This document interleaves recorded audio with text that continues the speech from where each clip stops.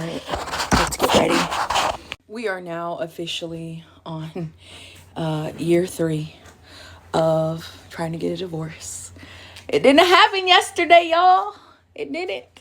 That would have been so poetic. Like, yesterday was the 2-year anniversary of me filing for divorce. And it didn't happen. It's okay, though. It's okay. It's okay. It's okay. We're not crying about it. Because we're okay. We're okay. My attorneys did call over to Chambers, spoke with the judge's secretary, and apparently the judge ain't even in this week, y'all. What the heck? Because where you at, sir? You supposed to be doing your judgments. I'm honestly shocked. But they said that the judge told them that he was going to come in either today or Friday and sign orders in accordance with the court's guidelines or something like that, which from what my baby daddy had looked up, it said he had like 5 years to make his decision. So I'm not really sure what they're talking about, but I'm just like, they don't know if I'm on the list of ones that he has to do. So I don't know, honestly, if I don't know if it's gonna happen this year. I don't know. And if it doesn't, God's still good. I'm gonna get divorced. No matter what, I'm gonna get divorced. But one thing I'm not gonna do in the interim is sit around and wait to live my life. Things that my divorce being finalized could do are this. They will help me. Hopefully the judge makes a decision on whether or not my son is able to come to Virginia for my time with him. Whether or not they make a decision to completely change his school, I don't know. We're hoping that they do, but here's how I will feel like I have won. I hate using those words because essentially like nobody wins in this situation. But I will feel like I was successful and it was worth my $150,000 if my son is able to come to Virginia to my home for my parenting time with him. I will feel like, wow, this is insane. If they were to be like, your son can permanently move to Virginia and go to school in Virginia. I don't know that that's going to happen. I don't think that that's likely, just because of his age and the fact that he is, still in school, and that's not necessarily what the custody evaluator recommended.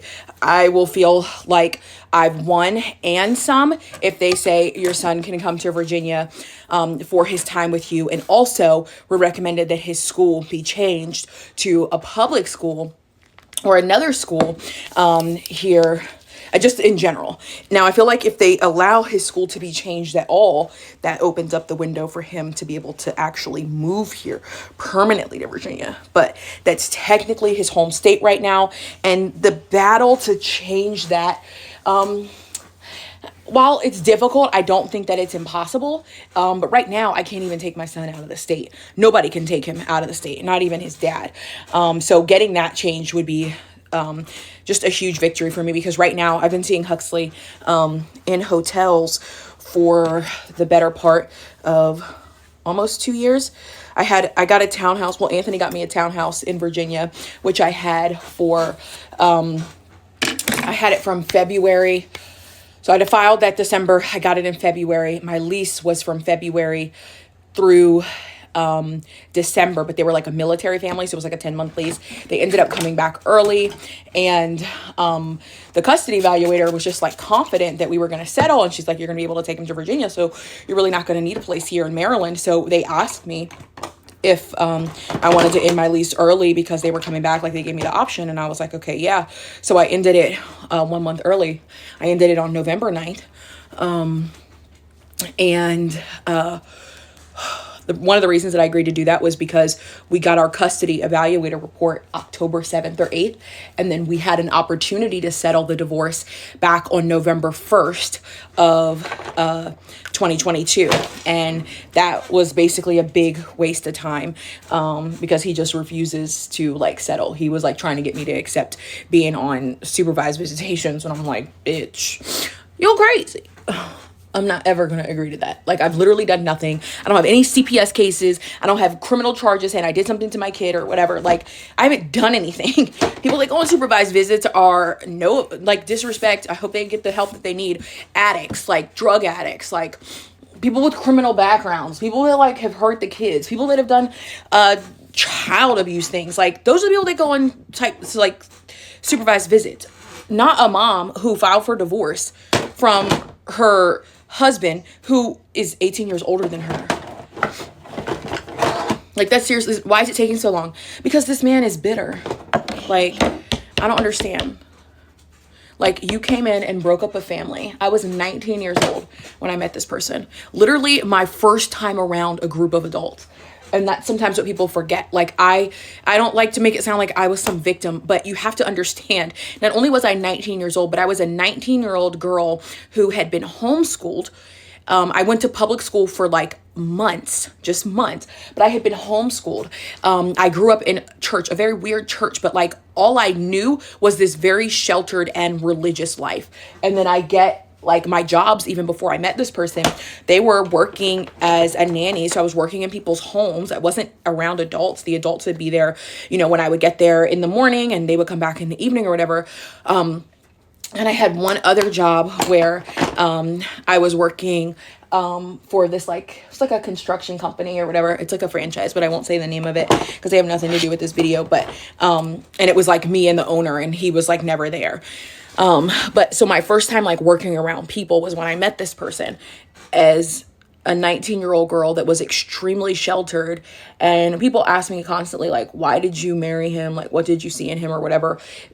He was obsessed with me from the very beginning. So much so that I found out that when he actually hired me, this is how long ago this was, you guys. Okay, to put this in perspective, some of you won't even know what I'm talking about.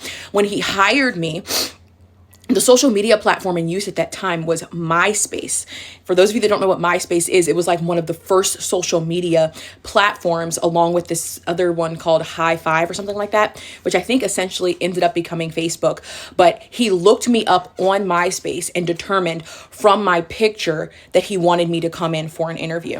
And he actually told my uncle that, now, mind you, this man was still legally married at this time, okay, to his first wife. Told my uncle later on that when he saw my picture on my MySpace, he knew that he had to have me. Okay, and then you call me up, bring me in for an interview. I think I'm just coming for a customer service interview. Little did I know, man saw me as prey from the very, very beginning. The very beginning. And it was very overwhelming. Like, as a 19-year-old girl, like, I didn't have a history of like dating boys and all this stuff. It was actually frowned upon in our church. Like, we weren't even allowed to talk to boys in the month of February because they might be your secret Valentine. Like, you couldn't take a cough drop from a boy in the month of February because it might be a Valentine's present. Like, we were taught that whole soul ties thing. The only thing you have to offer as a woman is your virginity and your purity and all of this. So I didn't come from this history of having like boys that liked me. Like, Anthony was pretty much it. And then I go into this situation and it's just like overwhelming. I've got this grown adult man, you know, I'm 19 years old. He was what, 37 or 38? Somebody do the math. I don't know. He's 18 years older than me. I was born in 1989. This man graduated high school in 1989. So I was literally born the year that he graduated high school. At his high school graduation, my mother could have been breastfeeding me on her tit. He could have held me in his arms and rocked me at the graduation party. I was not at his graduation, so no one would be like, what? You're at the graduation? No, I was too little. I was just a baby. I don't know when graduations are, but if the graduation was in like June, what would that make me? 4 months old? Wild and crazy kids. But let's go to the next video. I feel like doing 2 videos a day. I got a lot to say. Let's do it. Let's do it.